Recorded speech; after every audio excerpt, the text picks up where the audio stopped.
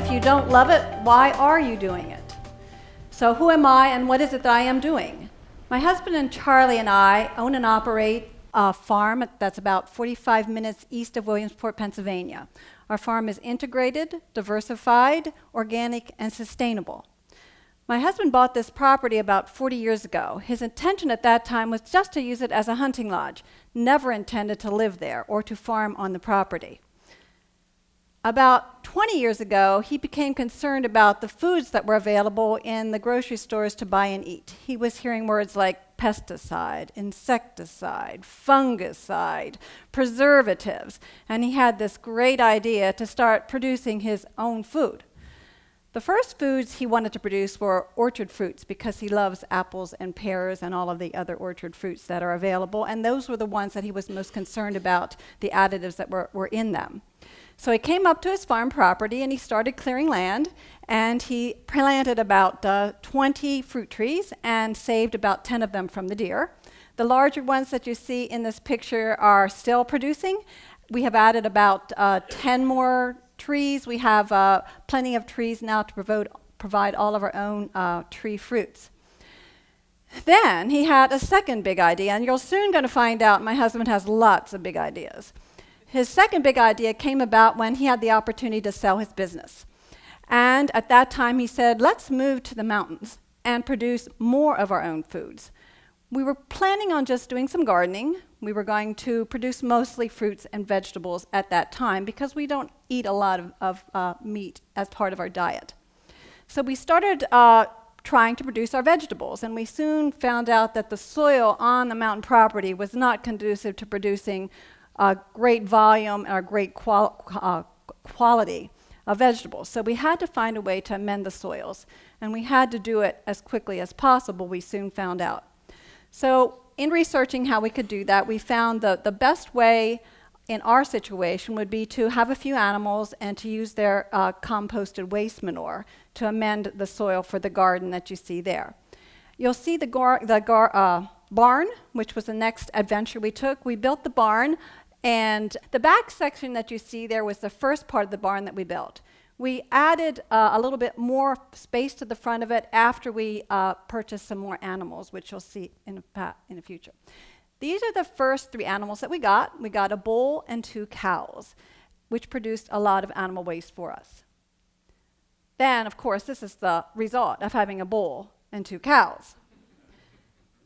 Then as our herd started to increase, we looked around and we said, where's the pasture? We don't have enough pasture for these animals.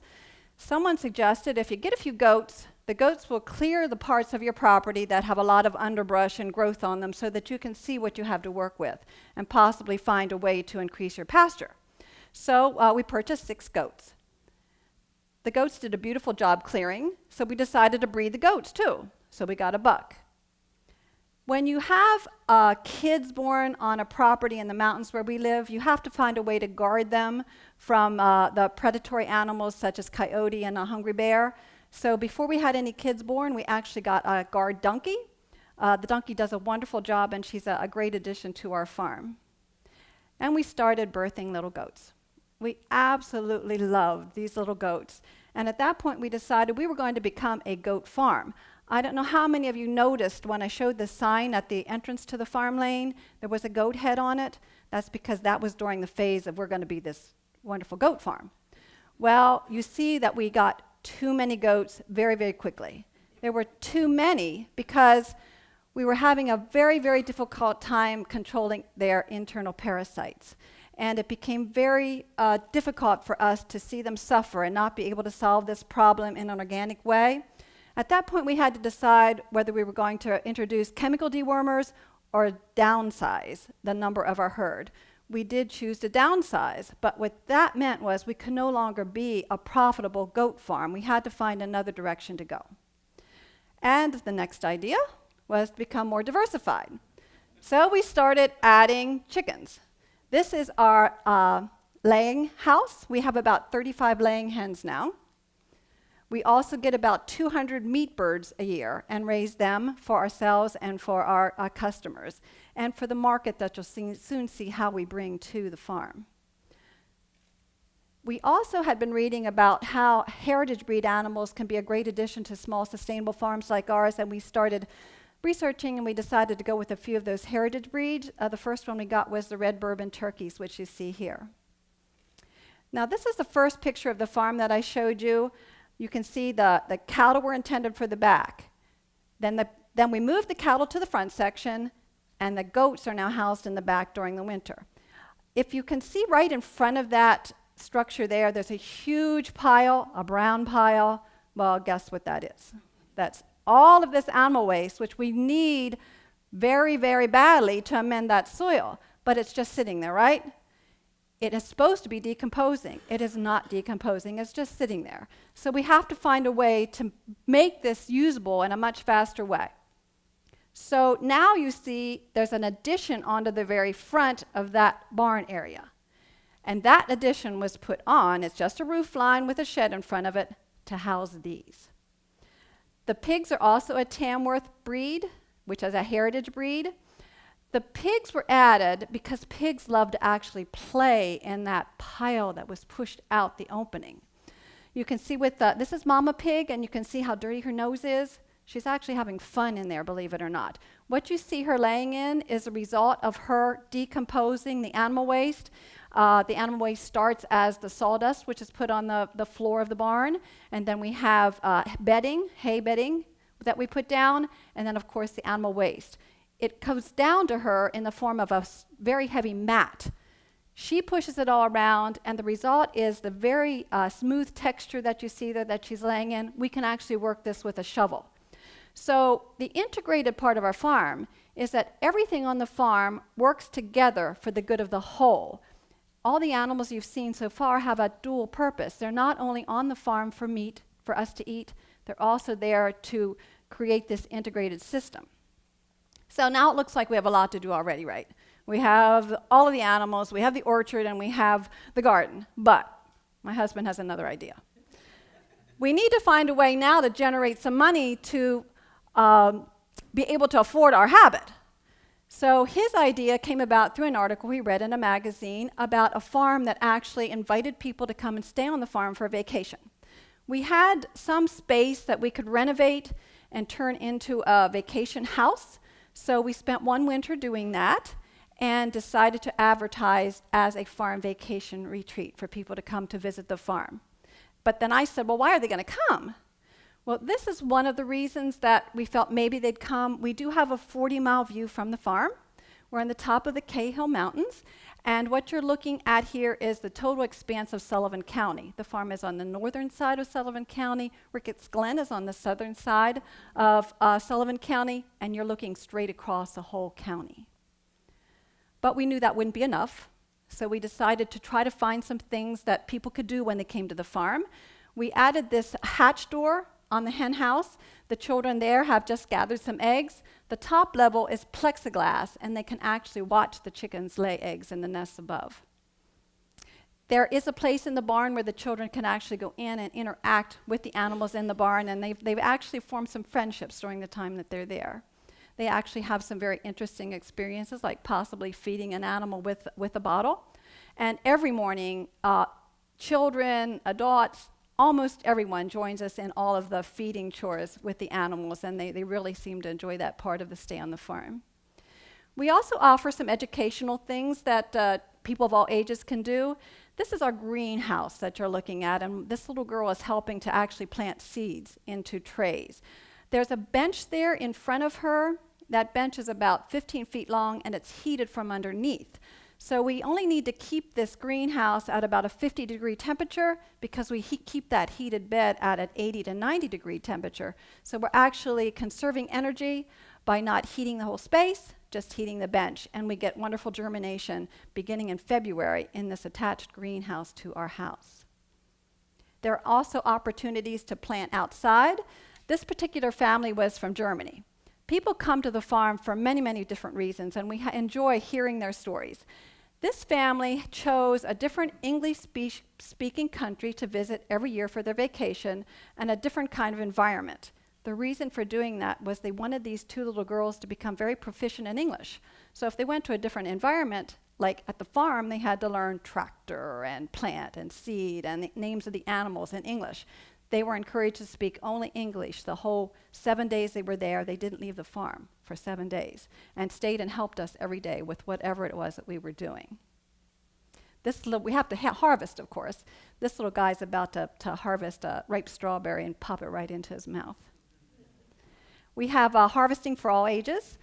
This is some of the blueberry bushes that we have on the property. We have about 2 acres of wild blueberries, and we do a U-pick operation beginning the second week in July, lasting through August. And part of our blueberry season includes a blueberry festival. We started the festival because we had to find ways to let people in the community know we existed, and what do people want to do except go to a festival? So when we advertised it, it became a great way to introduce people to the farm. At the festival, it's very unusual in that we do produce all of the foods that we serve there from farm products. And you can see the very varied menu that we have there. In the dining room, we serve things like our blueberry turkey sausage, our blueberry beef barbecue, and the beef is from the farm, the turkey's from the farm, the crab cakes are not from the farm, but we do make blueberry mustard, and so on. We also have a picnic grove, which we establish mostly for the enjoyment of the guests. The picnic grove has a fire pit for campfires. It has a grill where they can prepare their own meals outside. It has a natural play area for the children, and it also has a beautiful view. Well, that's where we serve the really, really fun things at the festival, like the blueberry pie and the cheesecake with blueberry topping. The highlight of the picnic grove area is our ice cream. We take our own wild berries, which we harvest from the farm. We jar them. The next season, we take them to a local creamery where it's turned into real blueberry ice cream. Now, most of you have had blueberry ice cream that is vanilla ice cream with large hybrid blueberries in it. We are the only place in the world where you can come and get real blueberry ice cream because it's wild blueberries with the liquid that the berries have been jarred in, all incorporated into a wonderful blueberry ice cream. We also make milkshakes at the festival with that. Back to harvesting, I had to include this slide because we had the most interesting group of young people come to the farm. Their parents wanted to introduce them into sustainable agriculture so that they would appreciate their food, because many teenagers aren't aware of where their food's coming from and they aren't as respectful of it. So that the family brought 4 teenage girls, 2 their daughters and 2 friends of their daughters, and they helped us work on the farm. These girls were raised in Manhattan and went to private schools, so we didn't know what to expect. You see the potatoes on the rack there? Those 4 girls had a wonderful time digging in the dirt, getting those potatoes out of the ground, bringing them to the rack, spraying them off, and putting them into storage. We were so impressed with their enthusiasm and their ability and their willing to help us on the farm. And if you really want to get into it, this particular couple the day before was in muck boots. And they were cleaning all that animal waste out through that opening that you see there, which pushes it down into the pig housing. They look much better today. They're putting the new sawdust down for the next season. There are many farms throughout the state that offer housing for people that want to take a very different kind of vacation. It's a terrific way to see the state, all the different areas of the state, and also learn about all the different kinds of farming. This is a website that you can go to find out where those farms are. There are dairies, there are orchards. It's a great way to vacation. The next big idea that my husband had was to actually build us a store because we started to have excess. And the excesses were in the meat production, in the fruit production, and in the vegetable production. And he said, I'll build you a store. Well, I thought he meant a little roadside stand type thing, and you can see that's not what I got.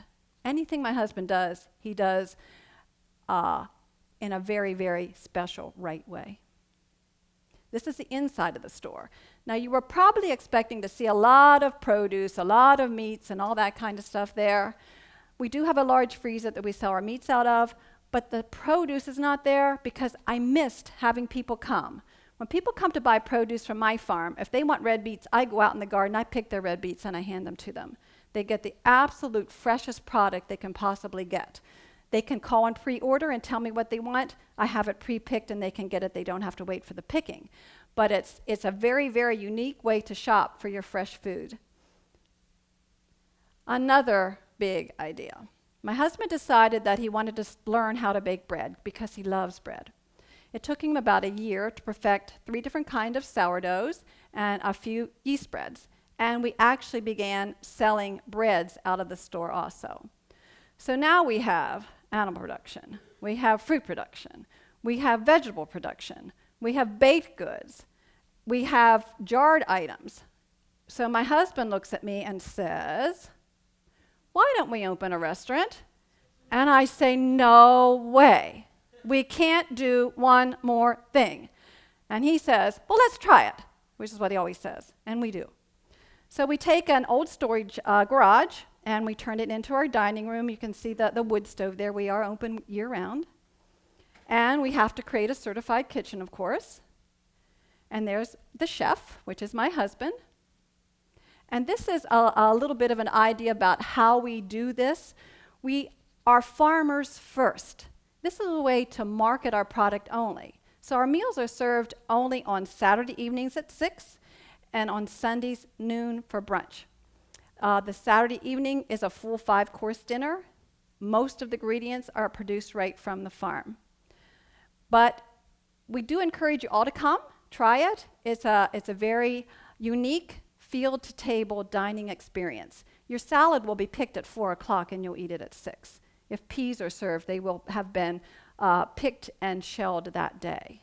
It's that fresh. And it's easy to be a good cook and put a good meal on when you're using those very, very fresh ingredients for the meals. When we had so many customers that we were serving in so many ways, because we also do a farmer's market, we do a CSA, we sell a lot to our guests that come to the farm vacation, and we also do the dining room. We needed to find a way to extend the season longer, so we added a 50-foot by 20-foot hoop house. And there you see me in that hoop house picking spinach. This is February 13th. We were doing a Valentine's Day dinner on February 13th. We had 18 guests. I'm picking spinach that we cooked down as a side dish, fresh, for that dinner in February. So you can see how it really has extended our growing season. When we serve our meals in the dining room, we have a question and answer period for anyone that's interested in finding out more about what we're doing and why we're doing it. This is a question that I get almost every single time. How did you learn how to do so many different things that you're doing on the farm? I must tell you that without this organization, there's no way we could have learned this in the short amount of time that we had to do this, because we've only been doing this for 10 years. PASA stands for Pennsylvania Association for Sustainable Agriculture. They offer to us mentors. They offer to us field days that we could go to. We go to a conference every year that includes sessions on many, many different aspects of farming. And it's a wonderful place for anyone that's interested in promoting sustainable agriculture to use your dollars, become a member, whether you're a farmer or a consumer. I really urge you to go to their website and become a member to support sustainable farming in our state so that we can feed our own citizens. Okay, so why do I do it? This is another question I always get, and they always say, "You must love what you're doing." Wrong. Farming is unbelievably tiresome. Our days are from 14 hours, at least in season, of continuous hard work. We are always too dirty, too hot, too cold, absolutely exhausted. So why do we put ourselves through this? Why do we do this? We don't love getting dirty. We don't love getting cold. We don't love being hot all the time, and we don't love falling in bed exhausted every night. So why do we do it?